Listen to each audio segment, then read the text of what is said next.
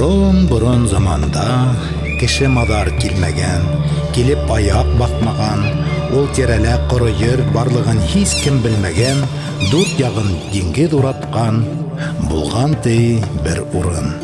Унда булган ти бурун, Янберде тигән карт менән Янбикә тигән. В старину, а когда неизвестно, на земле, говорят, было место, где ничья нога не ступала, с четырех сторон окружала эту сушу морская вода. С давних пор на суше той жили старик Янберде, жизнь дающий, и жена Янбика, душа жизни. Янбика и Янберде жили охотой. Седлали они могучих львов, щука помогала им ловить рыбу, а кречет бил для них птиц. Родилось у них двое сыновей. Старшего нарекли Шульганом, младшего нарекли Уралом.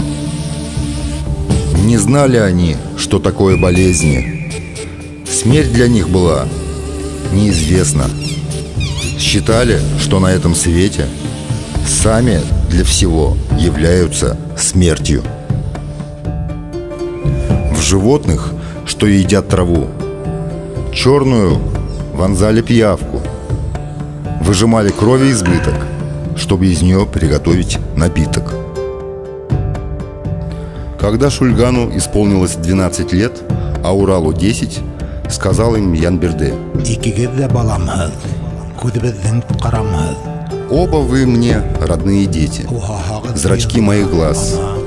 Родниковую воду пейте, если жажда охватит вас, но кровь из раковины никогда пусть не коснется вашего рта».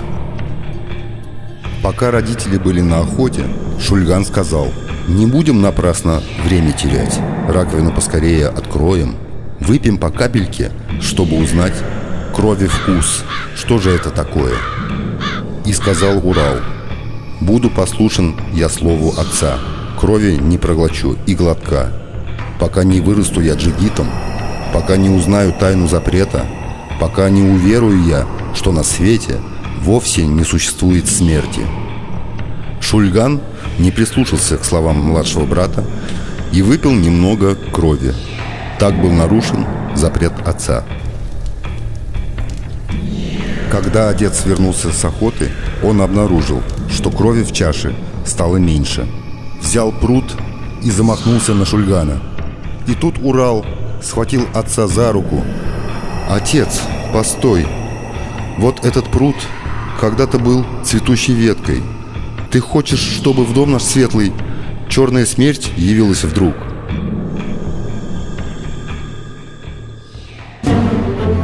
Сменяло солнце луну, зиму лето, выросли братья и стали статными, крепкими юношами-исполинами. Однажды случилась у них великая охота. И вот попалась им в сеть лебедь со сломанным крылом. Шульган замахнулся острым ножом, чтобы отсечь ей голову. И тут птица заплакала кровавыми слезами и заговорила: «Я птица неземная, я Гумай, птиц-повелитель мой отец Самрау, и солнце — матушка моя. Она водою из живого родника в далеком детстве тело мне омыла, с тех пор бессмертная я». Урал выпутал лебедь из сети, встрепенулась Хомай и улетела. Пожалели старики, что сыновья отпустили лебедь и не узнали дорогу к живому роднику. Решил Янберде, что Шульгану и Уралу надо отправляться на поиски родника. И если по дороге попадется смерть, отрубить ей голову и привезти домой. Долго шли братья, и вот встретился им бессмертный старец с длинным посохом в руке. И молвил им старик: «Перед вами лежат два пути. Налево пойдете, вас впереди смех и веселье беспечное ждут. Птицы Самрау всем сердцем ждут. Мясо не кушают, кровь не пьют, смерти дорогу не дают. Направо пойдешь, вдоль дороги всей, только слезы и плач людей. На этой дороге лежит страна, зла и жестокости полна. Царь коварный Катил правит в ней. Долго шел Урал и добрался до царства Катила в самый праздник. И вот показалась царственная процессия. Эта дочь царя Катила избирала себе мужа, как делала каждый год. На троне восседала девушка невиданной красоты, с глазами полными огня, в одеянии, равных которому не было на свете. Вдруг ее взор посветлел, она увидела среди толпы статного чужеземца. Это был Урал. И протянула она ему золотое яблоко. «Теперь ты мой зять», — сказал царь Катил. «Иди во дворец. Я приехал к вам издалека. Порядков ваших я не знаю, потому и во дворец не пойду». «Какого рода ты, что смеешь отказывать моей дочери?» — вскричал Катил. «Приведите сюда быка, что поддерживает мой дворец». Бык величиной с гору набросился на Урала. Урал согнул его рога и ударил копытами о землю. Страшно заревел бык. Прислужники и сам Катил бросились в рассыпную. Урал-Батыр схватил царя Катила и швырнул его далеко за горы. Разлетелось воронье, и царство Катила рухнуло.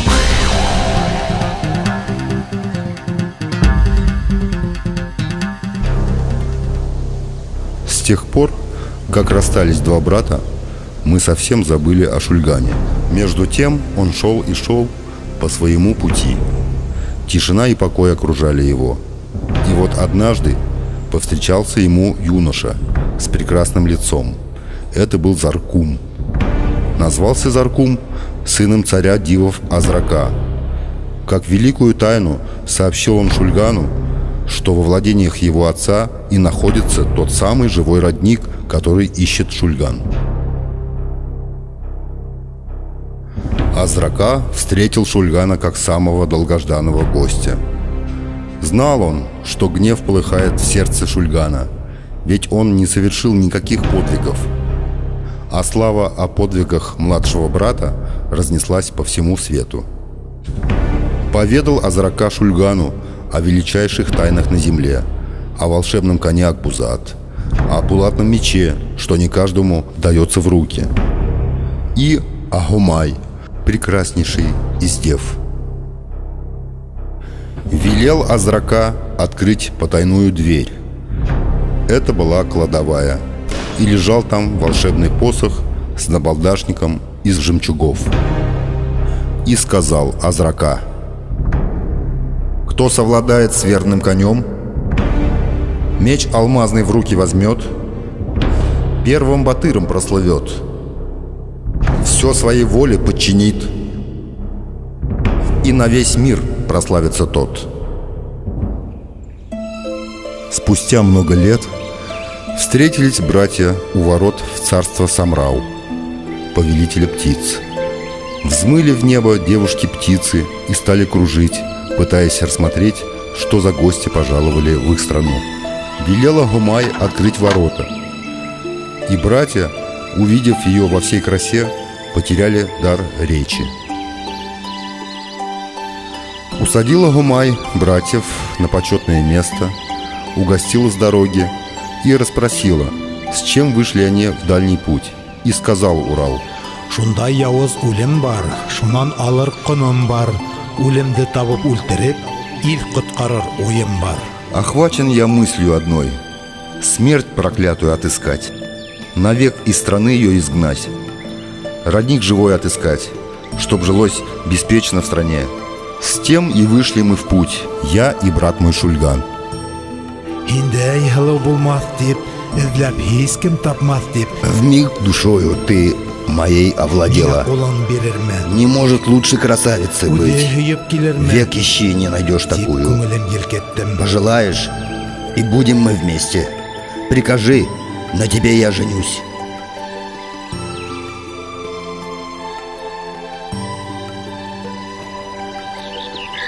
Тысячи и тысячи птиц слетелись на Большой Майдан. Со всех концов большой страны спешили они на праздник. Сегодня дочь царя птиц Самрау выбирает себе жениха. Позвала Гумай своего верного коня Акбузат. Громом ответило ей небо. Само солнце покачнулось, земля заходила ходуном. Словно звезда сорвалась с неба и огненным шаром полетела к земле. Это был Акбузат, крылатый небесный конь невиданной красоты. И вот поднесли к батырам камень в 70 батманов. Первым отправился к камню старший брат Шульган. Попытался Шульган поднять камень, но задрожали руки его, и по колену ушел он в землю. В гневе подошел к камню Урал-Батыр. Обидно было ему, что брат его опозорился.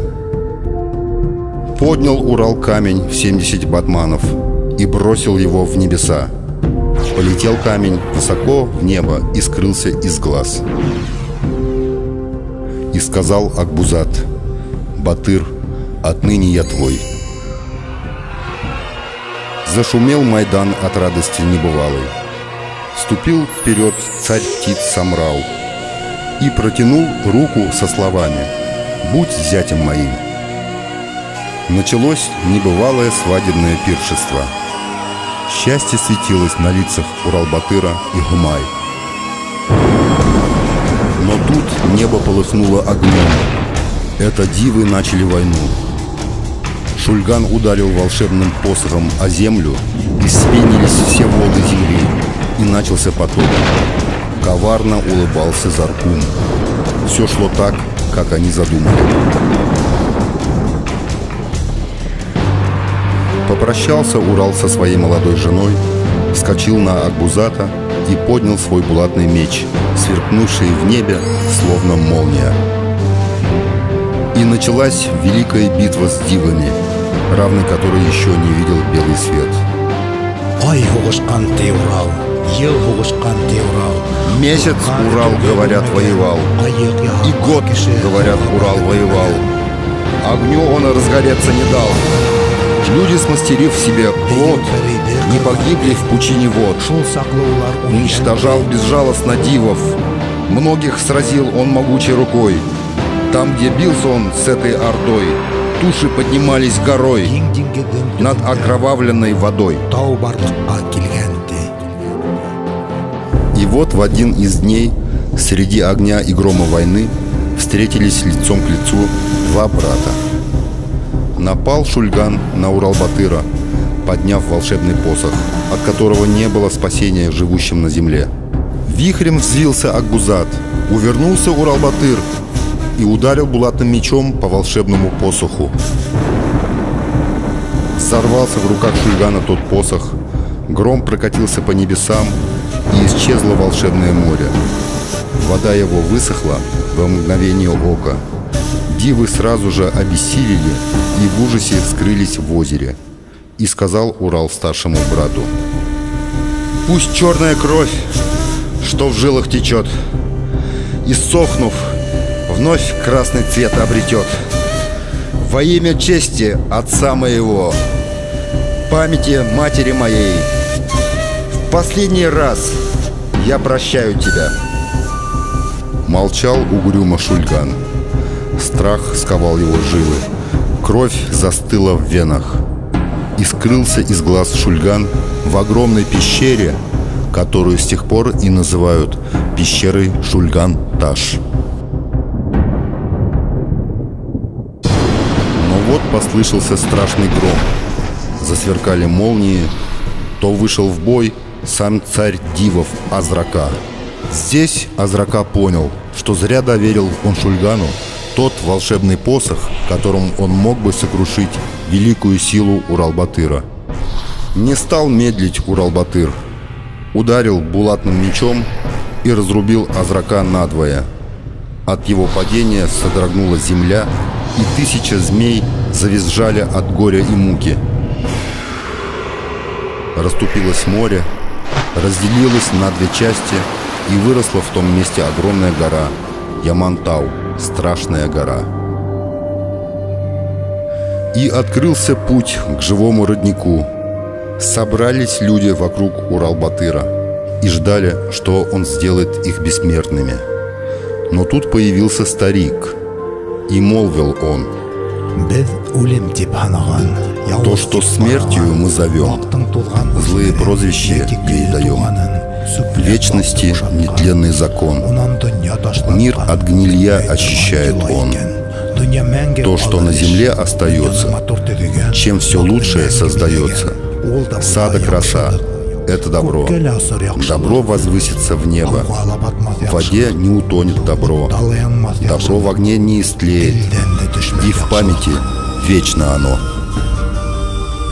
Открылась Урал-Батыру великая тайна жизни, великий ее смысл. Оглядел он безжизненную землю, эти дикие скалы, лишенные покрова, пустоту, в которой ни зверю укрыться, ни человеку найти себе приют. Осушил Урал живой родник одним могучим глотком и оросил ею землю. И все зазеленело вокруг. Но тут вскипело озеро, где притаились дивы. «Выпью это озеро до дна, освобожу род людской от нечисти навсегда». Так решил Урал-Батыр и стал пить воду озерную. Закипела вода, забурлила, страхи завизжали, загласили дивы. Пьет Урал-Батыр воду, и дивы вместе с той водой попадают в его нутро, грызут печень и сердце. И почувствовал Урал-Батыр приближение смерти. Собрался народ вокруг Батыра, и сказал Урал-Батыр свой последний завет перед смертью: «Страна моя, скажу тебе, старших почитайте как старших, берите у них советы, младших почитайте как младших, давайте им советы.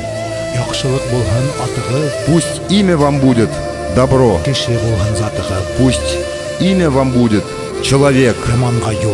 Не давайте дорогу злу, не отказывайтесь от добра».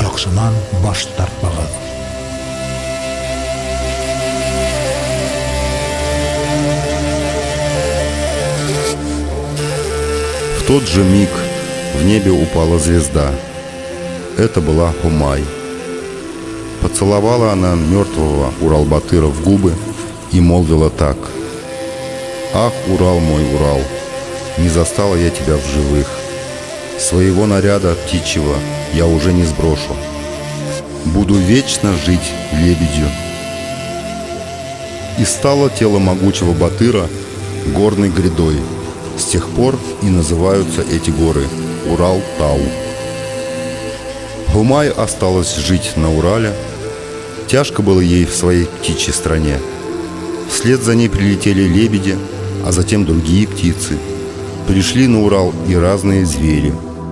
Бык царя Катила привел своих собратьев на Уральские горы и покорился человеку. Акбузат привел за собой табуны лошадей. Приручили их люди. Сделались кони с тех пор верными спутниками людей. Так пришло к Урал-Батыру истинное бессмертие за то великое добро, которое он сделал для людей.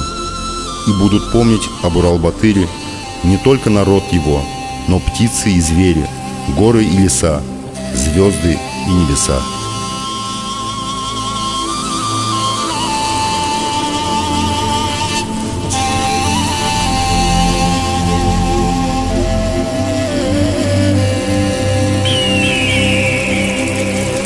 Башкирский народный эпос «Урал-Батыр». Много тысяч лет сакральный эпос был известен лишь узкому кругу посвященных.